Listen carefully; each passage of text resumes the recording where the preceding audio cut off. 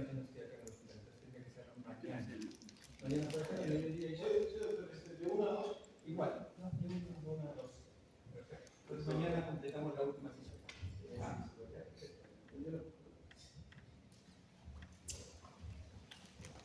Bueno, vamos a dar una clase bastante entretenida de elecciones agudas. El tema de elecciones agudas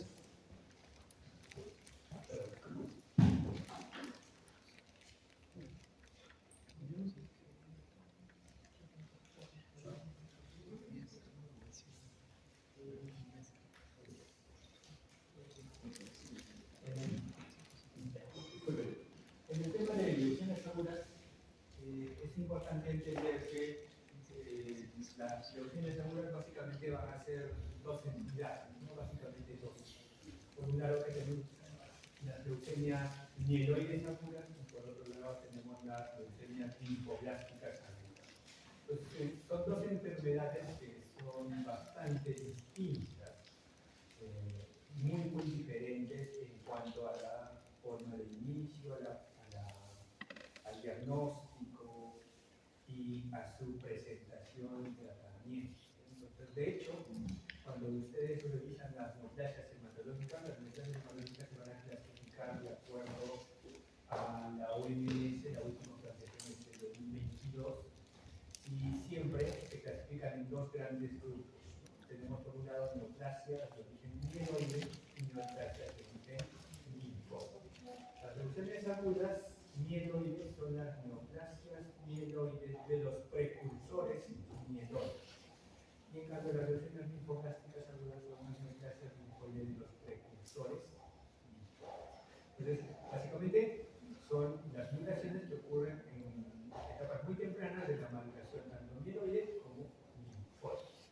Pero son parte de dos grupos muy diferentes. Uno el grupo de las neoplasias mieloides y el otro es parte del grupo de las neoplasias linfoides. Por eso es que normalmente se van separando. Entonces, vamos a tocar el tema de leucemias agudas. Recuerden que son neoplasias de los precursores. El término agudo es también algo importante de definir bien. En hematología, el término agudo y el término crónico para el caso de la leucemia no tienen implicancias temporales. Si ustedes recuerdan cuando dicen un dolor agudo, ¿qué significa? Que recién empezó, ¿verdad? Dicen un dolor crónico, que tiene meses de dolor. Entonces, en leucemias agudas, en cambio, o leucemia crónica, no significa que tenga una leucemia ya desde hace mucho tiempo, o que tenga una leucemia que recién empezó. No, eso no significa. Leucemia aguda es un nombre, ¿sabes? Así se llama, no tiene implicancia temporal. Un paciente que tiene una leucemia aguda es leucemia aguda desde que se diagnostica y después de 5 años sigue siendo leucemia aguda. Es decir, no tiene implicancia temporal. Así como un paciente que tiene una leucemia crónica es leucemia crónica desde el primer día en que se diagnostica, después de años, igual puede seguir siendo crónico, y que no tiene una implicancia temporal. Eso es importante porque muchas veces nos genera confusión. Pensamos que durante el primer mes será aguda y después los siguientes, o los 3 primeros meses será aguda y después pasará a ser ya crónica porque tiene mucho tiempo, y no es así. Las leucemias crónicas son crónicas desde que se diagnostican y las leucemias agudas son agudas desde que se diagnostican hasta que termine la enfermedad o fallezca el paciente. Entonces, tiene una implicancia temporal. Muy bien. Es solo un nombre, así le llamaron porque sí son. En hematología los nombres son raros, así que, de hecho, acá hay población empiezan por el factor. Empieza por el factor 12 y termina en el factor 1. Empieza al revés. En hematología los nombres son raros. Bien, entonces decíamos que son neoplasias de los precursores hematopoyéticos. Entonces, vamos a ir por acá. Vamos a ver por acá. Bien, pero recuerden ustedes.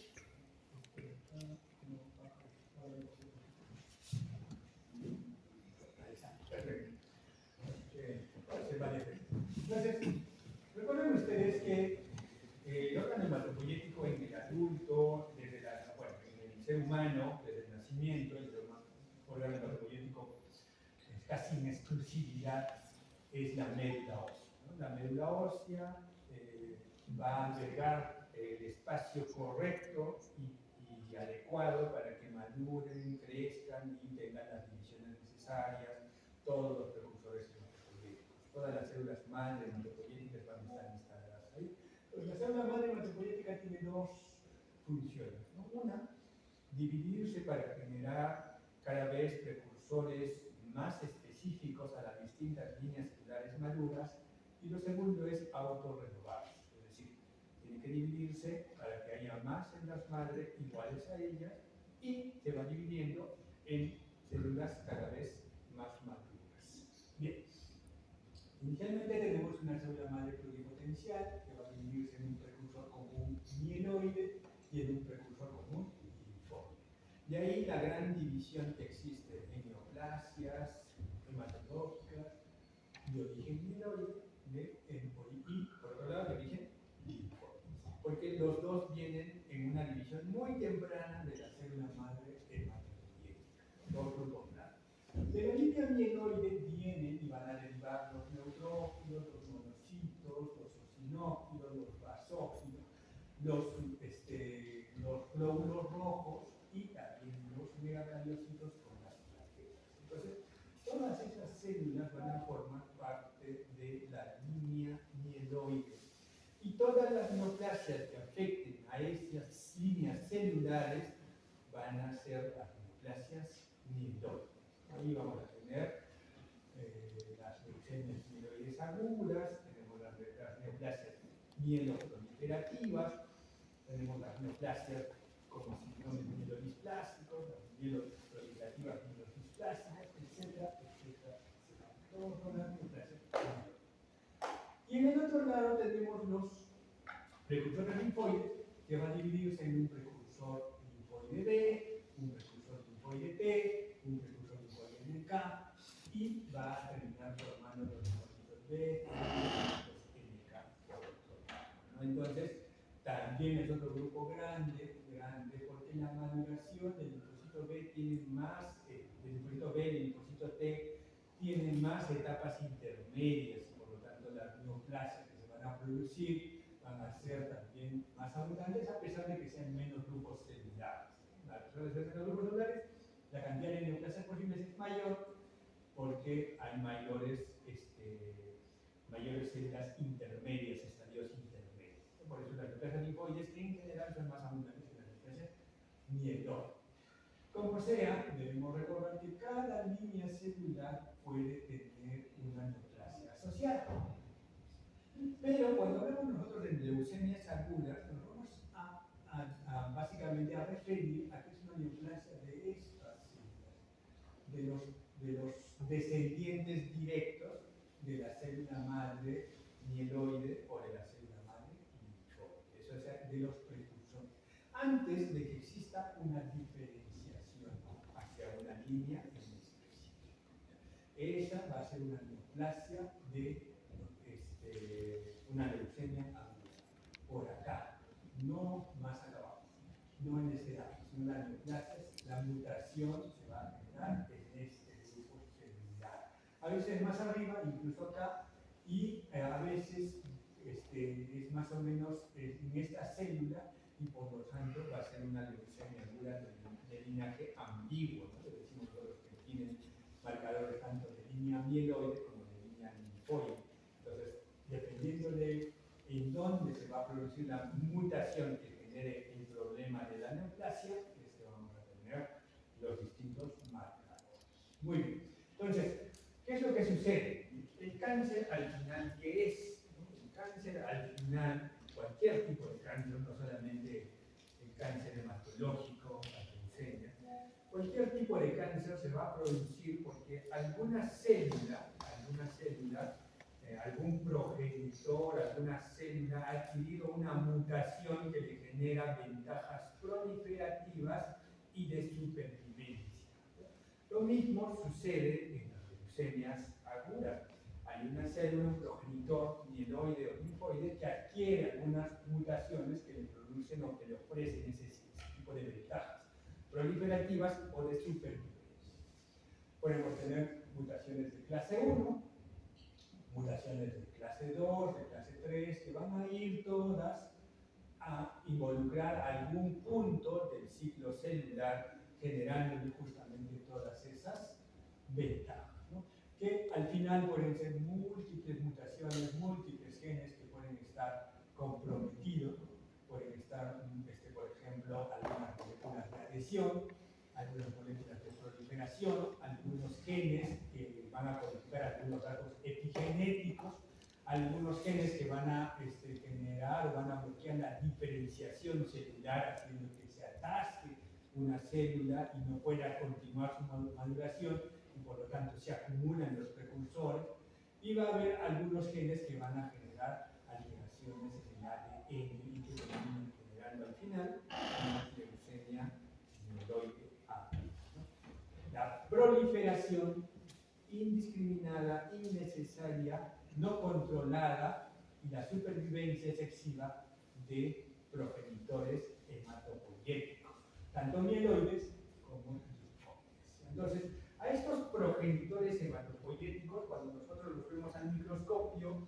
y también cuando se los analiza mediante inmunofenotipo, nosotros le vamos a poner el nombre de blasto.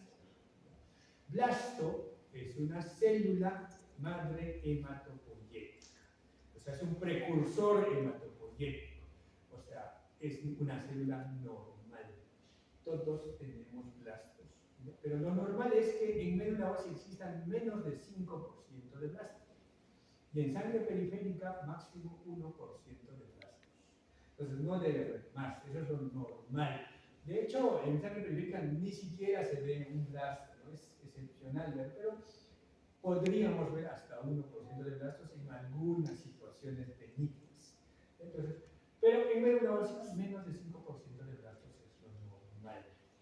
Cuando hay una proliferación mayor a 5%, es que nosotros decimos que hay algún problema que está generando que estos blastos se incrementen desmesuradamente. Entonces, tenemos acá los blastos, son una pequeña cantidad de células, y las células maduras son las que van a comprender la mayor cantidad de células en la médula ósea.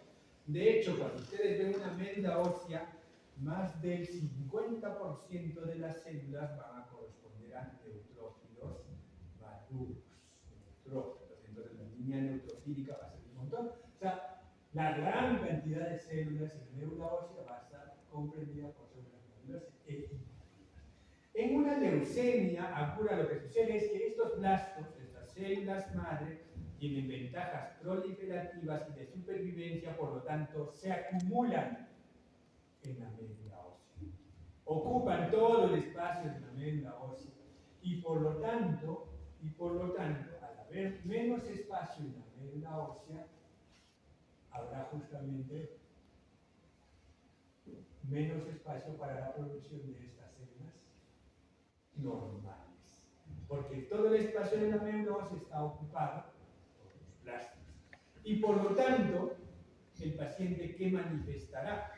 Si hay menos espacio para producir glóbulos rojos, plaquetas y glóbulos blancos normales, va a tener citopenia, disminución de los glóbulos rojos, que llamaremos anemia, disminución de las plaquetas, que llamaremos trombocitopenia, y disminución de los glóbulos blancos normales, ¿no? Que se manifestará como algunas veces neutropenia. Entonces, por eso, y justamente las manifestaciones clínicas del paciente van a depender de eso. Van a depender de cuántas plaquetas tenga, de cuánto de hemoglobina tenga y de cuántos neutrófilos, glóbulos blancos tenga todavía el paciente. Si tiene muy poca hemoglobina, ¿qué síntomas tendrá? Síntomas de anemia, dependiendo de la edad. Tendrá cansancio, fatiga, disnea, cefalea, etc. Si tiene muy pocas plaquetas, tendrá síntomas de trombocitopenia, que van a ser sangrados sobre hemorragia de piel y mucosas, ¿no? Petecias, equimosis, epístasis, y si la proliferación es muy severa, quizá algún sangrado mayor. como hemorragia digestiva, hemorragia intracraneal, etcétera, etcétera. Y si tiene neutropenia, tiene neutrófilos muy bajos, ¿qué es lo que tendrá? Infecciones. Infecciones oportunistas por montones, ¿no? El paciente con leucemia aguda tiende a debutar con neutropenia febril, ¿no? Que es un tema que probablemente ya han visto. Es una de las formas más habituales de debut del paciente con leucemia aguda, neutropenia febril. Y por lo tanto, de hecho, es que la principal causa de muerte en un paciente con leucemia va a ser los procesos infecciosos. La segunda causa de muerte son las hemorragias, ¿no? Y en la tercera recién vienen los efectos adversos del tratamiento, ¿no? La quimioterapia. Entonces, eso es lo que sucede en estos pacientes. Muy bien. Entonces, hay leucopenia, hay neutropenia, es decir, los leucocitos normales están muy disminuidos, pero estos blastos que están en la médula ósea van a tener mutaciones también en las moléculas. Se pone mal aquí. Van a tener también mutaciones en las moléculas de adhesión. Decíamos que estos blastos deben vivir en la médula ósea, deben quedarse ahí. Pero como pierden moléculas de adhesión, empiezan a salir a sangre periférica y si bien es cierto, el paciente va a tener disminución del número de leucocitos normales, pero el número de leucocitos en absoluto, es decir, en el hemograma los leucocitos pueden estar muy, muy elevados, pero a expensas justamente de los blastos que están saliendo a circular. Entonces el paciente en el hemograma puede tener pancitopenia algunas veces y la mayoría de las veces anemia, trombocitopenia y leucocitosis, pero leucocitosis a expensas de blastos. ¿Y eso tiene muchas implicancias? Sí. ¿Por qué? Cuando un paciente tiene una infección, un paciente común y corriente, que no tiene leucemia, tiene un proceso infeccioso, ¿cómo usualmente evaluamos si está séptico o no? Bueno, la hipotensión es un signo de severidad, pero usualmente con la leucocitosis desde su izquierda, ¿no? De esta manera de evaluar. Pero en el paciente que tiene un problema de leucemia aguda o una neoplasia hematológica en general, la leucocitosis y la desviación izquierda ya no sirven. Es decir, el hemograma con el recuento de leucocitos no nos sirve para monitorear las infecciones, ni para diagnóstico, ni para seguimiento. Entonces, tenemos que monitorizar las infecciones de forma clínica o mediante otros marcadores. ¿Qué otro marcador podrían usar? ¿Perdón? Procalcitonina es un marcador que sirve o podría ayudar a diferenciar entre si es un proceso infeccioso bacteriano versus un proceso solamente inflamatorio, ¿no? Más de 0.5, tú dirías que está infectado por algo más, es un proceso infeccioso, pero es básicamente para procesos severos. Pero no ayuda para seguimiento. PCR sí nos ayudaría mucho, ¿no? PCR sí nos ayudaría más. Entonces, en el paciente con leucemia aguda dejamos de utilizar el hemograma como marcador infeccioso. Eso hay que tenerlo muy claro. Ya no se utiliza el hemograma como marcador infeccioso. Muy bien. Ya habíamos hablado de esto. La clínica depende de las citopenias, de la cantidad de plaquetas, del glóbulo rojo, de la cantidad de leucocitos, ¿no? Ahora, si bien es cierto, es un problema cuando hay muy pocos leucocitos normales. Algunos pacientes, como les decía, bueno, la mayoría de los pacientes en realidad se presentan con leucocitosis a expensas de blastos. Entonces, estos blastos, cuando son demasiados, también pueden producir problemas. Lo normal de leucocitos, como ustedes saben, es entre 4.000 a 11.000. Pero en una leucemia aguda, la cantidad de leucocitos puede aumentar tan desproporcionadamente como tener 500.000, 600.000 leucocitos. Es decir, es un número totalmente abismal, abrumadoramente alto. Las leucemias crónicas es donde usualmente sube más la cantidad de leucocitos, pero en las leucemias agudas también puede llegar a esos valores. ¿no? Pueden debutar con 100.000, 200.000 leucocitos. Y todos estos leucocitos, la gran cantidad, casi el 99%, van a ser estos blastos. Entonces, cuando debutan con esta cantidad de leucocitos, también puede generar problemas. El problema más grave, más agudo, por decirlo así, son dos. El primero es esto que nosotros llamamos leucostasis. Hablábamos hace un momento que estos blastos deberían vivir en la médula ósea, pero por mutaciones y por la cantidad son forzados a dar vueltas en la sangre, a circular. Y por lo tanto, como están circulando y como no están preparados para enteramente ser células circulantes, porque son células inmaduras y su lugar de residencia es la médula ósea, tienden a adherirse con mayor facilidad al endotelio de cualquier parte del cuerpo. Entonces, pueden, por la cantidad y porque tienen mayor cantidad de moléculas de adhesión que las células maduras, pueden adherirse y generar éstasis sanguínea a nivel de la microvasculatura. Y cuando sucede eso, nosotros le llamamos leucostasis, que puede ser pulmonar, cerebral o en cualquier otro órgano. Principalmente pulmonar y cerebral. Leucostasis. La leucostasis es una emergencia hematológica que se da justamente por la hiperleucocitosis, que nosotros vamos a referirnos como hiperleucocitosis cuando tenemos más de 100.000 leucocitos. Entonces, la hiperleucocitosis nos va a condicionar principalmente leucostasis y puede ser pulmonar o cerebral. Y se puede ver en la radiografía o en la tomografía como si fuera un infiltrado infeccioso, un infiltrado alveolar. No hay forma de diferenciar, a no ser que hiciéramos una biopsia, entre una leucostasis pulmonar versus una neumonía.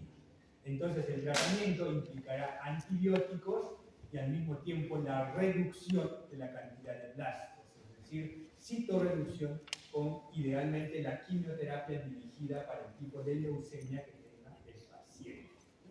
Si es que no puedo utilizar la quimioterapia por el tipo de paciente porque no sé qué tipo de leucemia es o porque simplemente el paciente no está lo suficientemente fit como para poder utilizar quimioterapia intensa, entonces al menos utilizaré citorreducción para eliminar la cantidad excesiva.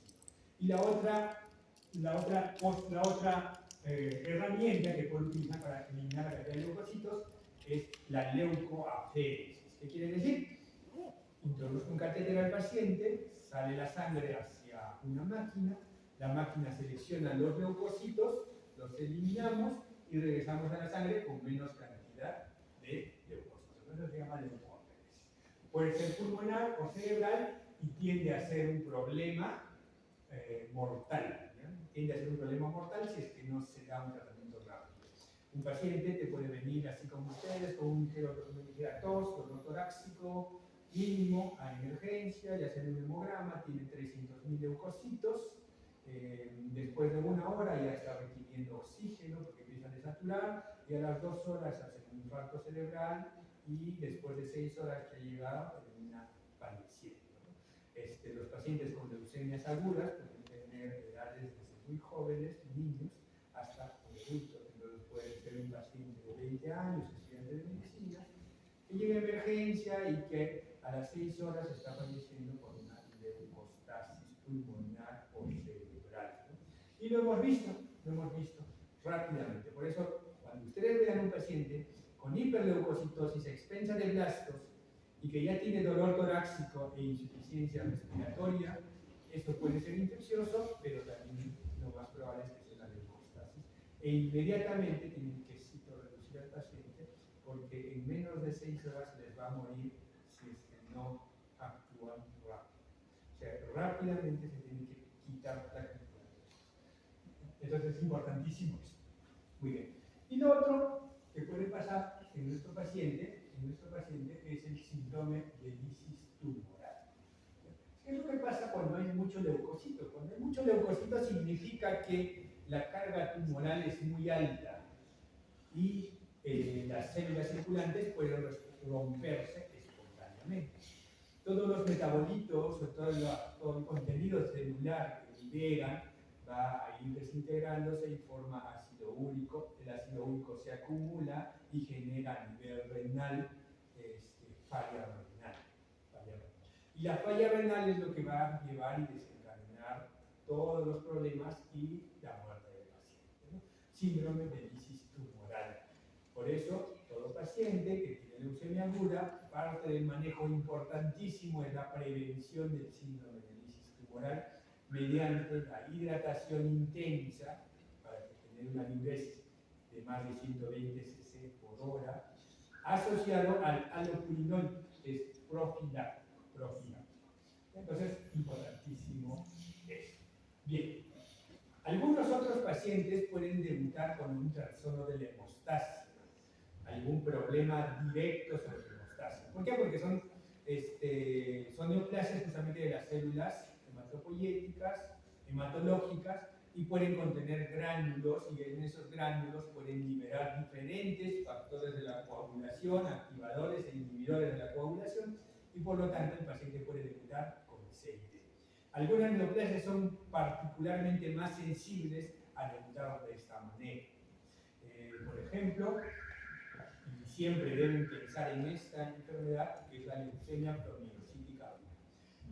Siempre que ustedes vean un paciente que parece leucemia y tiene criterios para CID, este paciente, hasta que demuestre lo contrario, tiene leucemia promielocítica aguda. Lo mismo para su examen, para cualquier examen que den en cualquier lugar, incluso se preguntan de les ponen un paciente de más o menos 30 años que tiene criterios para decir y pensar en leucemia aguda y al mismo tiempo criterios para CID, coagulación intravascular diseminada. Entonces ustedes inmediatamente van a pensar en que se trata de un paciente con leucemia promielocítica aguda. Importantísimo es prolongación de los tiempos, prolongación del dímero D, trombocitopenia, puede haber o no eventos hemorrágicos y trombóticos en simultáneo, con leucocitosis a expensa de blastos o promielocitos. Entonces ustedes piensen en leucemia promielocítica. Bien. Diagnóstico entonces, ¿qué vamos a hacer? Decíamos que existían dos tipos de leucemias agudas, ¿no? Las linfoblásticas y las mieloides. Muy bien.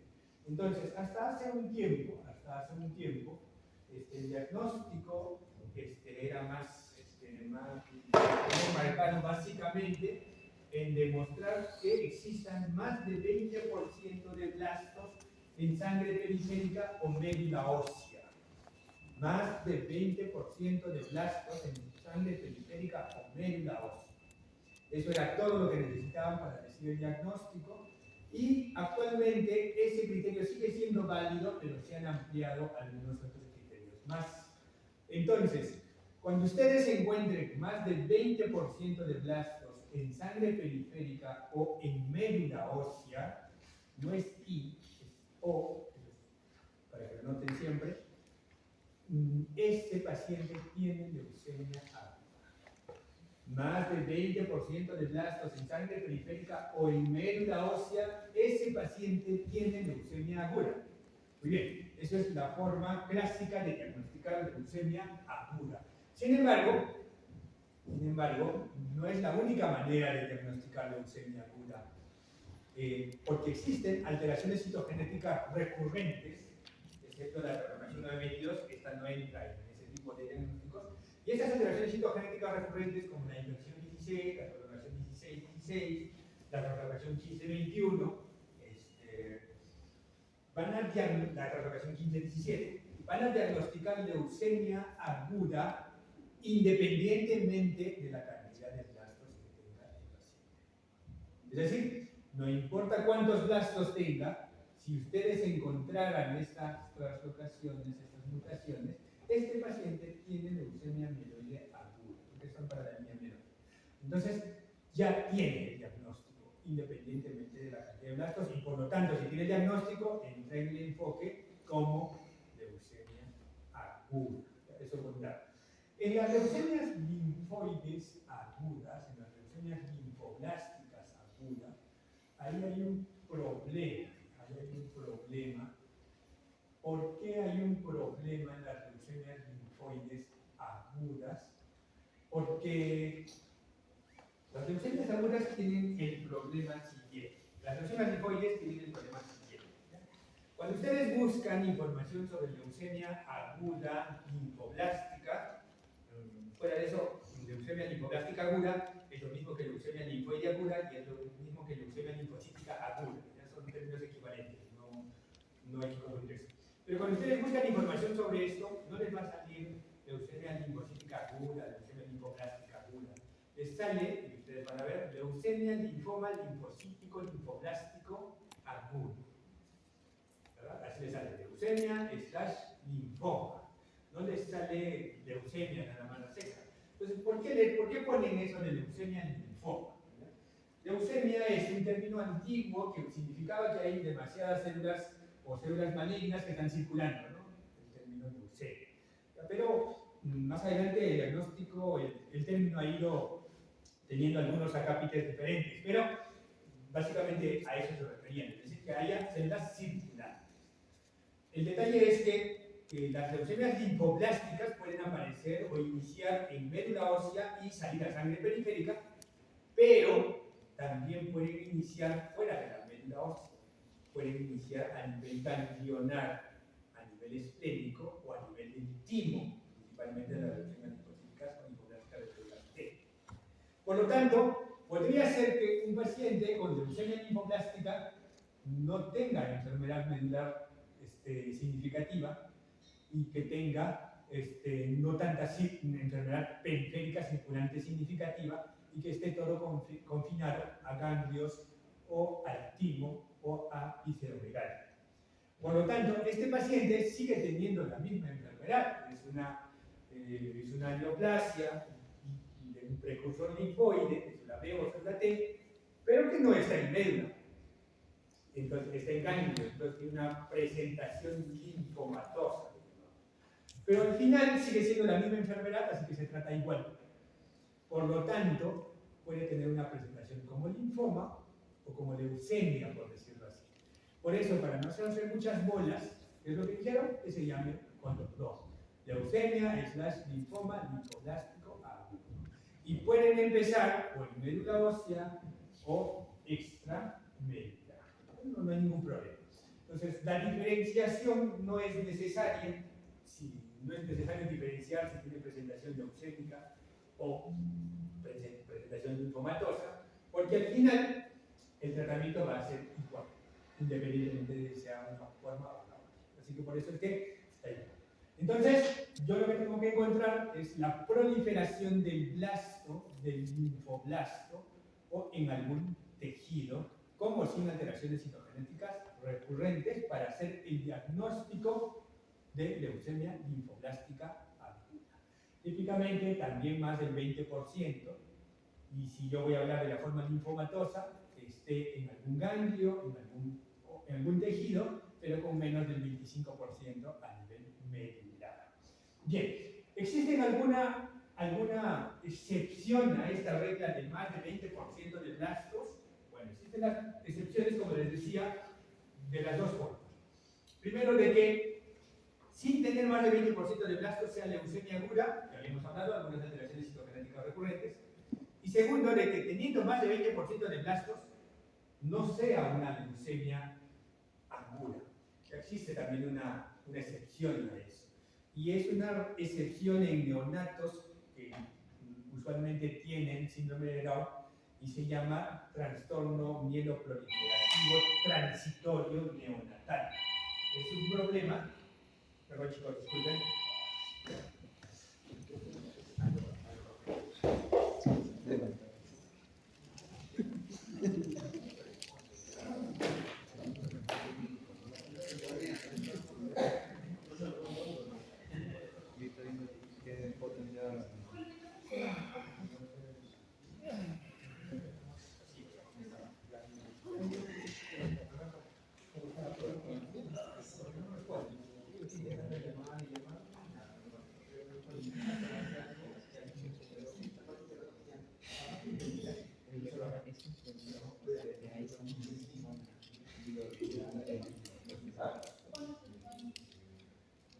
Entonces, les decía la excepción, teniendo más de 20% de blastos que no sea leucemia aguda, se llama trastorno mieloproliferativo transitorio neonatal.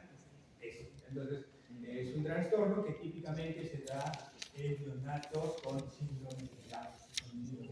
Entonces, el diagnóstico lo vamos a confirmar de forma visual con el frotis de sangre periférica o con el estudio de genética, y haremos la diferenciación entre si es linfoide o linfoblástico o mieloide, mieloblástico, mediante citometría de flujo. Es decir, para el diagnóstico no va a ser necesaria la citometría de flujo para decir si es leucemia aguda o no.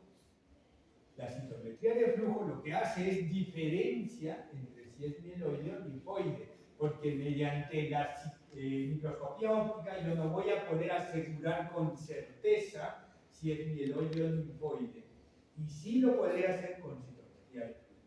Solo hay una situación en la cual en la microscopía óptica podría asegurar con certeza que el problema es mieloide, es cuando yo vea bastones de agua. Los bastones de agua son como unas agujitas que se encuentran en el citoplasma y a veces atravesando el núcleo de los blastos. Ojalá que más adelante tenga una foto. Entonces, los bastones de agua, cuando se presentan en más del 3% de los blastos de la médula o de la sangre periférica que estén viendo, se llaman, o nos confirman que es un problema de tipo, mieloide, una leucemia mieloide aguda. Más de 3% de blastos con bastones de agua. Entonces, es la única manera en la cual yo puedo asegurar que es una leucemia mieloide aguda, mediante microscopía óptica. Cuando no hay bastones de agua, yo no puedo decir que es mieloide o linfoide, porque los mieloides también pueden no tener bastones de agua, pero cuando tienen más del 3%, entonces definitivamente es mieloide. En general, me voy a apoyar de la citometría de flujo, en general. Casi siempre voy a utilizar la citometría de flujo. No sé si saben más o menos en qué consiste eso de la citometría de flujo.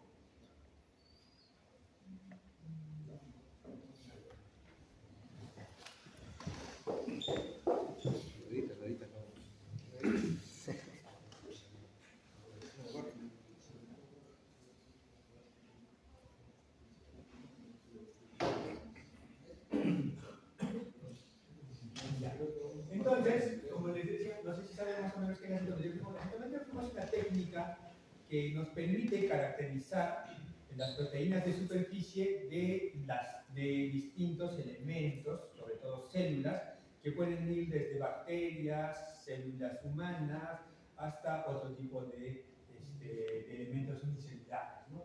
Van a caracterizar las proteínas de superficie mediante el uso de flujo para poder separar a las células, es decir, hacen que las células se formen en una fila india a través del flujo, y a través de luz.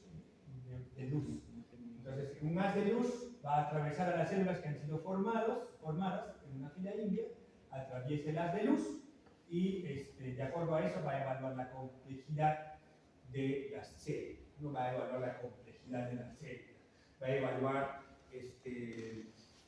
va a utilizar algunos anticuerpos monoclonales unidos a algunos fluorocromos para poder hacer que estos fluorocromos se peguen a la superficie de las células dependiendo de qué proteína esté siendo evaluada, y esto nos va a permitir evaluar qué proteínas están expresándose en las células, ¿no? Entonces, de acuerdo a la presencia o ausencia de estas proteínas en la superficie de las distintas células que se están evaluando, podemos nosotros caracterizarlas como las distintas poblaciones celulares. De acuerdo a esto podemos decir si la leucemia es mieloide, linfoide, y no solamente eso, si es mieloide, de qué estadio es, de qué tipo es, si es B, T, N, K, si es pro B, B común, etc. O si es mieloide, si es de la línea monocítica, eosinofílica, basofílica, neutrófilo, basófilo, es indiferenciado, etc. Entonces, todo eso nos permite la citometría de flujo de acuerdo a los distintos marcadores de superficie, porque los distintos marcadores de superficie van apareciendo, expresándose y desapareciendo, o sea, perdiéndose, según van madurando las distintas células, ¿no? Tanto en la línea mieloide como en la línea linfoide. Entonces, así se ve perdón chicos, así se ve un gráfico de citometría de flujo. Así se ve un gráfico de citometría de flujo. El gráfico de citometría de flujo nos va a marcar célula por célula. Es decir, yo tengo, por ejemplo, una muestra de citometría de flujo y lo que voy a hacer es marcar célula por célula. Lo que voy a hacer es eso, marcar célula por célula. Lo que hago es, marco cada uno de estos puntitos, cada uno de los puntos que están en estos gráficos representa a una célula. Entonces, una citometría de flujo te va a evaluar millones de células. Por eso es que tiene bastante poder de detección, ¿no? Tiene bastante fuerza, ¿no? Y nos sirve incluso para evaluar una enfermedad mínima residual. ¿Bien? Eso es para algunos criterios para decir cuándo es línea T, B, N, K. Y la citogenética es importantísimo porque evaluando las distintas mutaciones es que nosotros podemos llegar a hacer el diagnóstico y no solamente eso, también evaluación pronóstica. Porque cada una de las mutaciones me va y está directamente vinculada con la respuesta al tratamiento y de hecho hay muchas moléculas que van a dirigirse hacia las mutaciones que existen. Y es por eso que las leucemias se clasifican ahora como leucemias agruras mieloides con alteraciones citogenéticas recurrentes y sin alteraciones citogenéticas recurrentes. Porque a estas alteraciones citogenéticas recurrentes se intenta darles tratamientos dirigidos hacia esas mutaciones. Y se intenta justamente obtener lo que ha sucedido con las leucemias promielocíticas agudas. La leucemia promielocítica aguda es una enfermedad típicamente de adultos jóvenes, entre 20 a 30 años, que antes del tratamiento, antes de que se tengan tratamientos dirigidos, tenía una mortalidad de prácticamente el 95 a 100% de los pacientes. Casi todos iban a morir en los siguientes 3 a 6 meses del inicio de esta enfermedad. Se dieron cuenta que la alteración era desencadenada por una mutación que es la translocación 15-17, que genera un gen de función PLMRA-alfa y que genera un arresto, una detención de la maduración en un estadio de promielocito. Por lo tanto, se acumulan los promielocitos y estos son los que generan el CID y todo el problema con la neutropenia profunda y severa que tienen estos pacientes. Como se sabe que es por la translocación 15-17, entonces se genera una molécula que es el ácido transretinoico que se une a esta proteína de fusión y permite que este promielocito que está detenido empiece a madurar. Permite la diferenciación del promielocítico, se pueda transformar finalmente en un neutrófilo que tiene un tiempo de vida de 8 a 12 horas y termina su ciclo de vida y fallece.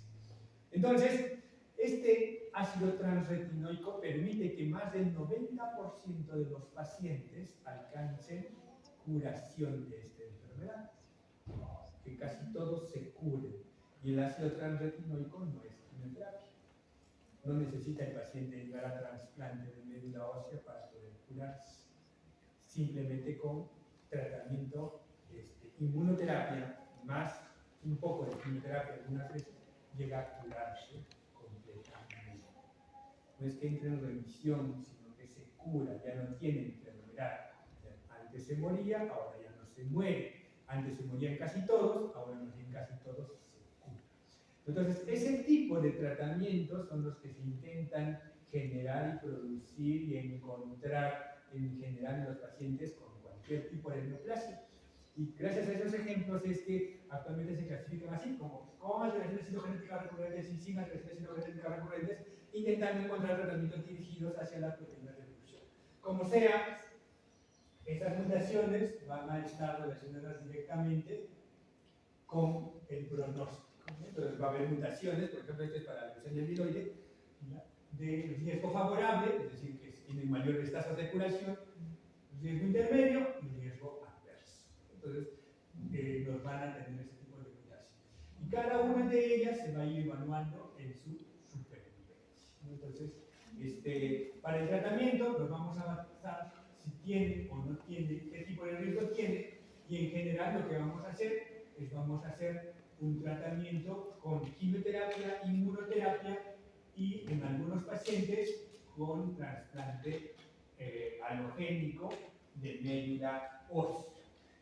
La quimioterapia en leucemias mieloides típicamente incluye citarabina más daunorubicina, ya son el clásico esquema 7+3. Sin embargo, de acuerdo a las mutaciones citogenéticas recurrentes que tenga, podemos agregarle a esto o usar paralelamente algunos inmunoterápicos.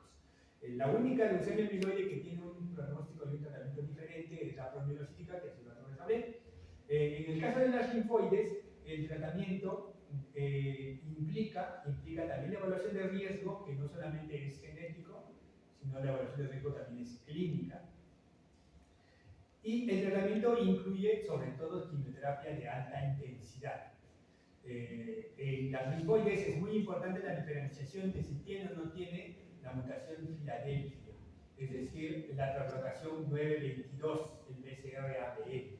Entonces, los pacientes que tienen leucemias linfoblásticas, tú tienes que decir si son linfoblásticas agudas, Filadelfia positivo o Filadelfia negativo. Porque todos aquellos que son Filadelfia positivo tienen que tener con tratamientos aparte de la quimioterapia, se les suma un tratamiento con inhibidores de tirosinquinasa. Típicamente imatinib, dasatinib, nilotinib o ponatinib. Entonces, el pronóstico de los pacientes que tienen leucemia linfoide aguda en niños es bastante bueno, en adultos es catastrófico. En la mieloide aguda, el pronóstico, como casi siempre es en adultos, cuando es en niños o en adultos, el pronóstico tiende a ser pobre, no tiende a haber muchas tasas de curación. Entonces, casi siempre los pacientes con leucemias mieloides, para llegar y alcanzar una tasa de curación aceptable, tienen que llegar a trasplante alogénico. En cambio, las linfoides, casi siempre, en niños sobre todo, se van a curar solo con quimioterapia más inmunoterapia. Si tienen la mutación Filadelfia, en ese caso, sí va a ser en la mayoría de los pacientes necesario el trasplante alogénico. Muy bien. Entonces, no sé si tenemos preguntas, con eso podríamos nosotros responder o ampliar un poco más lo que hemos aprendido. ¿Preguntas? Pero ¿por qué lo que ahorita decía que fue y luego tiene la leche, esa finalidad que va a ser de tirosinquinasa. De tirosinquinasa, porque la translocación 922 genera el gen de función BCR-ABL, usualmente en leucemias linfoblásticas a nivel de P190, y esto nos va a generar que el paciente tenga una proliferación o el blasto tenga una proliferación incontrolada, ¿no? Es el BCR-ABL tiene la tirosinquinasa, ¿no? Es como si tuviera el chip de replicación encendido todo el tiempo, fuera de control, y por eso es que se divide y se divide y se divide, ¿no? Entonces, aparte de la quimioterapia, se le agregan inhibidores de tirosinquinasa para bloquear la actividad de ese gen de función, que es imatinib, dasatinib, nilotinib, ponatinib o sutinib. ¿Algo más, chicos? ¿Alguna otra pregunta? Doctor, usted había mencionado que es probable que esos casos también se den una leucocitosis grave. Tenía entendido que esta era más frecuente en las crónicas, ¿no? Ya, sí, como les explicaba, las leucemias crónicas, casi siempre se manifiestan con hiperleucocitosis, más de 100.000 leucocitos, tanto las mieloides como las linfoides, leucemias crónicas. En las leucemias agudas, casi siempre hay leucocitosis. Algunas veces, casi siempre hay leucocitosis, algunas veces van a llegar a hiperleucocitosis, es decir, más de 100.000 leucocitos, y también solo algunas veces van a ser lo que llamaban antes leucemias aleucémicas, es decir, con leucopenia, es decir, muy poquita cantidad de leucocitos sea, debutan con pancitopenia. Lo típico es que haya una leucocitosis que no sobrepase los 100.000 y que sea más o menos en el rango de los 30.000 a 20.000 leucocitos, casi todos a expensa de blastos. Pero existen las presentaciones aleucémicas, es decir, con leucopenia, y las presentaciones con hiperleucocitos. Cuando se presentan con hiperleucocitosis son particularmente peligrosas porque son células plásticas no preparadas para circular y que desencadenan leucostasis o pulmonar o cerebral. Y se configuran, por lo tanto, en una emergencia hematológica para hacer una citorreducción necesaria y prevenir, obviamente, un desenlace fatal. ¿Alguna otra pregunta, chicos? Doctor, en otra clínica, ambos, la leucemia mieloides y linfoides, causan adenopatías o... Muy bien, muy bien. Excelente pregunta, excelente pregunta. Las leucemias linfoides tienden a tener mayor proliferación ganglionar y visceromegalia. ¿Ya? Pero no significa que las linfoides tienden a tener mayor proliferación ganglionar y visceromegalia. Pero no significa que las mieloides no puedan tener visceromegalia o no puedan tener adenopatías. No es clásico y no suele haber, pero también lo pueden tener, sobre todo cuando son de línea monocítica. Las leucemias mieloides agudas monocíticas simulan bastante a las linfoblásticas. Tienden a tener visceromegalia masiva, tienden a tener adenopatías y también pueden infiltrar al sistema nervioso central. Esa es otra diferenciación importante en la clínica. Las leucemias linfoblásticas, hasta el 10% de ellas van a tener infiltración del sistema nervioso central en algún momento del curso de la enfermedad. Suben al cerebro, por decirlo así, infiltran el líquido cefalorraquídeo. En cambio, las leucemias mieloides tienden a no tener manifestaciones de infiltración al sistema nervioso central. Menos del 1% infiltran. Por lo tanto, como parte del tratamiento, en las leucemias linfoblásticas siempre vamos a utilizar la profilaxis de la infiltración del sistema nervioso central mediante quimioterapia intratecal. Es parte del tratamiento, tenga o no tenga infiltración. Igual, cuando hay infiltración será más frecuente y cuando no hay infiltración será más espaciado estas intratecales. Bien, entonces eso, más en las mieloides, la proliferación ganglionar que en las mieloides. ¿Alguna otra pregunta, chicos? ¿Nada más? Doctor, entonces, ¿hay diferencia entre linfoma y leucemia linfoblástica? Linfoma linfoblástico versus leucemia linfoblástico son la misma enfermedad. Leucemia linfoblástico o linfoma linfoblástico. De hecho, por eso les decía, la enfermedad se llama leucemia linfoma linfoblástico agudo. ¿Ya? Porque es la misma enfermedad, tanto el linfoma linfoblástico como la leucemia linfoblástica. Ahora, si tú me dices linfoma a secas hace referencia a las neoplasias de células linfoides maduras. Linfoma a secas, así solo linfoma. Porque pueden ser lo que ustedes recuerdan, linfoma de Hodgkin o Hodgkin, linfoma de células B, T, o K. Entonces, a eso hace referencia el término linfoma a secas, solito. Pero si tú dices linfoma linfoblástico, es lo mismo que leucemia linfoblástico agudo. Es lo mismo. ¿Algo más, chicos? ¿Alguna otra pregunta? ¿Cuál es lo que para diferenciar las condiciones de qué proteínas de superficie están ubicadas? Ya, bien, buena pregunta. Son varias. La línea mieloide se caracteriza principalmente por la mieloperoxidasa, MPO. Principalmente por eso, por la presencia de mieloperoxidasa. Cuando no nos ayuda esta, pueden utilizarse otras, CD11, CD16, CD17, etc. ¿no? Nos puede ayudar. Pero básicamente mieloperoxidasa. En la línea linfoide no existe un marcador único, porque el marcador de línea B, o sea, no existe un marcador para la línea linfoide, sino existe un marcador para la línea linfoide B, un marcador para la línea linfoide T, un marcador para la línea linfoide NK. No linfoide en exclusivo.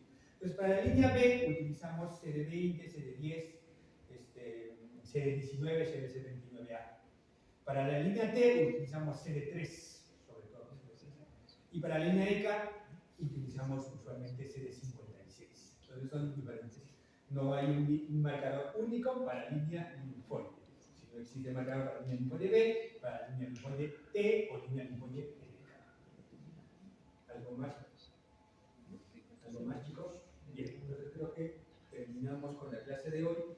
El tema de leucemias es importante, sobre todo por la presentación, el diagnóstico, el tratamiento. No es algo necesario discutir porque tiende a ser un proceso, un problema o algo más específico del especialidad.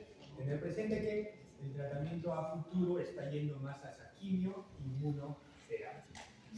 Chicos.